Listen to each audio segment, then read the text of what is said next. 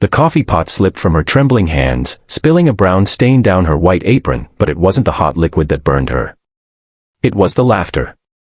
The cruel, heartless laughter of 3 young men in the corner booth. The oldest of them, a boy no older than 21, leaned back in his seat with a grin too proud for his age. His designer shirt screamed money. His arrogance screamed something worse. Without warning, he spat, right on her clean uniform, and said something that made the whole diner go silent. The old woman's eyes flickered with hurt, but she didn't speak. She just stood there, coffee dripping from the pot, her pride breaking drop by drop. If you believe that kindness and respect should never depend on a person's age or status, take a second right now to like, comment, share, and subscribe to Kindness Corner. These stories remind us that even small actions can reveal who we truly are. Her name was Martha Green, 69 years old, a widow who had spent her entire life serving people with a smile.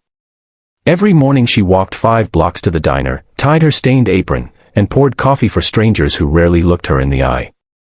She'd been through storms, losing her husband to cancer, raising her only son alone, and still finding a reason to greet every customer with kindness.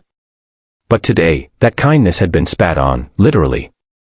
The young man's name was Bryce Weller, son of a real estate magnate who owned half the town. He'd never worked a day in his life. To him, people like Martha were invisible, background figures in the movie of his comfortable world. Bryce laughed as his friends filmed the moment. "This will go viral," one of them snickered, holding up his phone. Martha wiped her apron, trembling. She whispered a soft apology, even though she'd done nothing wrong. She just wanted to disappear. What Bryce didn't notice was the reflection in the diner window, 4 figures standing by the door, motionless. Men in dark leather vests with Hell's Angels patches. One of them, broad-shouldered and tattooed, leaned against the counter, his arms crossed, his eyes cold and sharp. His name was Rex Dalton, a man who'd seen the worst of life and still had a code that no one crossed: respect the ones who serve you. The moment stretched. Martha turned to go refill another table's cup, pretending nothing happened, but everyone could feel the tension. Even the jukebox seemed to go quiet. Bryce kept smirking, checking his phone, waiting for likes that hadn't even come yet. But before he could stand, the door to the diner closed with a heavy thud. Rex walked over, boots echoing against the checkered floor. His shadow fell across the booth, blotting out the light. The other bikers stood behind him, not threatening, just watching. The laughter at the booth died instantly. Rex didn't raise his voice. He didn't need to.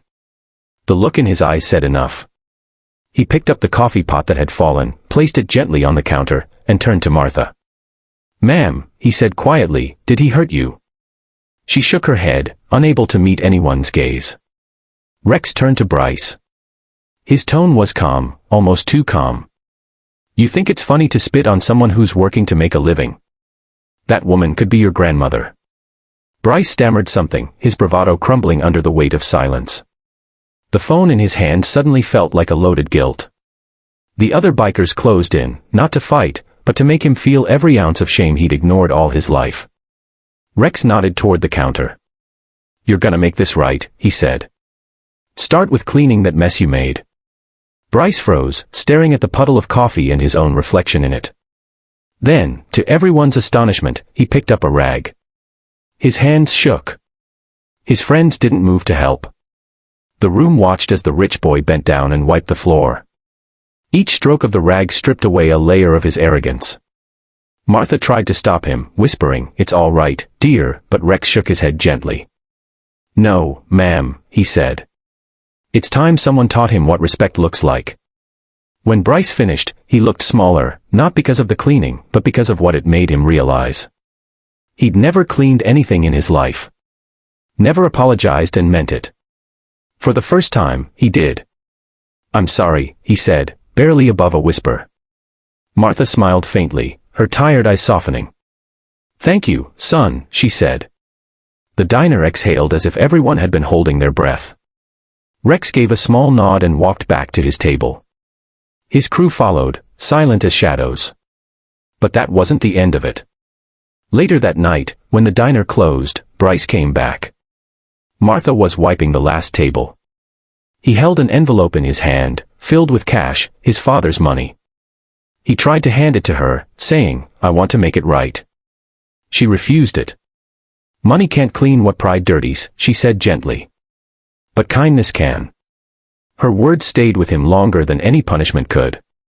Bryce left the diner with a heavy heart, not realizing Rex was outside smoking by his bike. The biker watched him go and muttered, "Maybe there's hope for him after all." A week later, Martha found a note taped to her locker.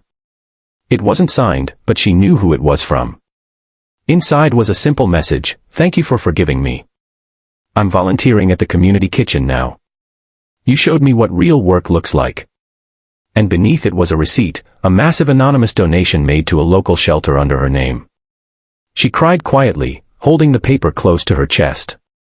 Sometimes, life's cruelest moments become the turning points for someone else's redemption.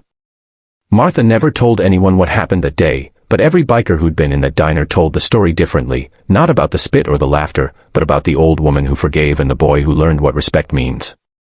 If this story touched your heart, please take a moment to like, share, and subscribe to Kindness Corner. Your support helps keep stories of compassion and redemption alive for the world to see. Before you go, comment below, what would you have done if you were sitting in that diner? Would you have stood up like Rex, or forgiven like Martha?